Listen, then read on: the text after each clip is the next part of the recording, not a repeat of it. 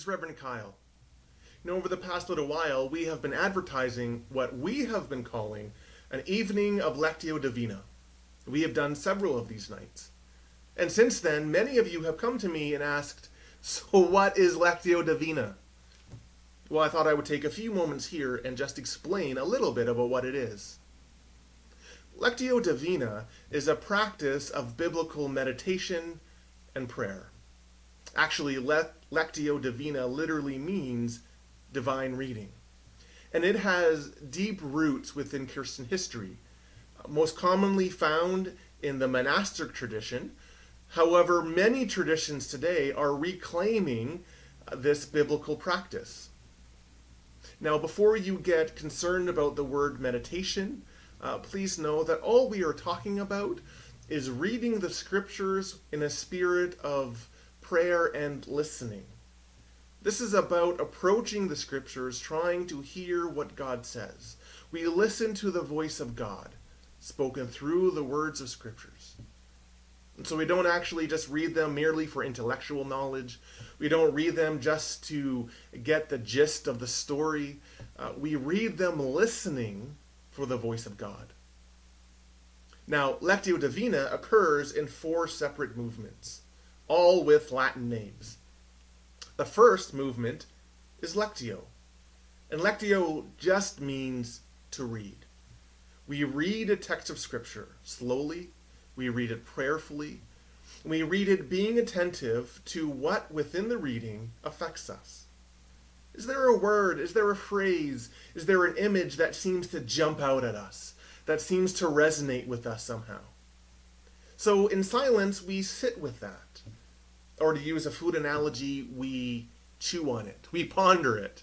We just sit and we kind of turn it around, wondering what exactly is going on within us with this word or this phrase or this image. The next movement is called meditatio, and that means meditation.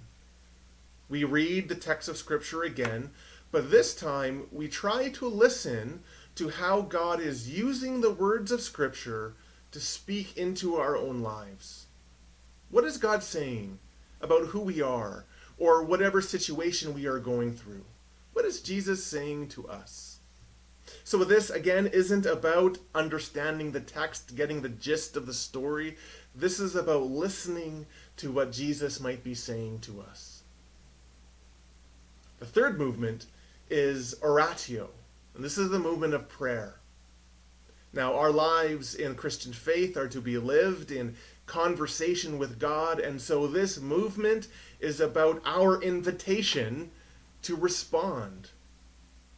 It is our time to present to the Lord what we have been feeling in our hearts. So after reading the text the third time, we then use the words of Scripture to inform what we bring to God. What we present. Is there a challenge for us?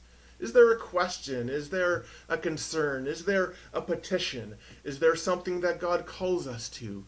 What is going on deep within that we wish to bring to God? The last movement is the movement contemplatio, and that's the movement of contemplation.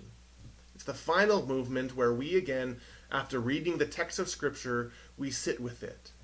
And we hold it. This is a point of rest. We rest in the presence of God. And we merely hold on to the words that God has spoken to us. A great image is given by St. Francis de Sales, who was a 17th century Roman Catholic bishop. After leading people in meditation, he used to advise people to gather their spiritual nosegay, or their spiritual bouquet. A nosegay was a fragrant bouquet of flowers that people in the medieval times would carry with them, thereby carrying the scent of the flowers wherever they went. So in contemplation, we look for that spiritual bouquet. What words of God will we hold with us as we journey around in our lives? So that, in a nutshell, is Lectio Divina. Now, in our evenings together, we add another element onto it after the 4 movements. And this is a time of faith sharing.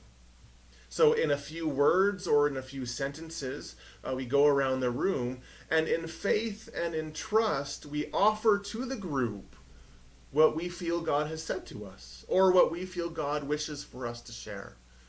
And we do this because we acknowledge that sometimes God speaks to us through the voice of another.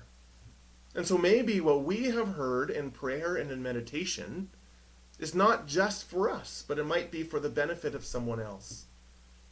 But we also do this to model a sense of Christian community, to uphold and support one another. Now, if you are concerned about sharing, please don't be. Nobody is forced to share who doesn't want to. You are able to pass. That is okay. And in all of our nights, there has been several people who have done so, and that is completely fine. Now, our evenings of Lectio Divina, they have been powerful, and they have been spirit-filled, and there is no other way to describe them. The people who have really come away with a profound experience. They have felt that they have been in the presence of God in a deep way. They have heard God speak into their lives in specifics. It has been amazing to watch. And so I want to encourage you to come to our next evening of Lectio Divina. Come and sit in quietness. Come and listen. Come and sit in God's presence and hear God's voice. God bless you in your journey, and I hope to see you soon.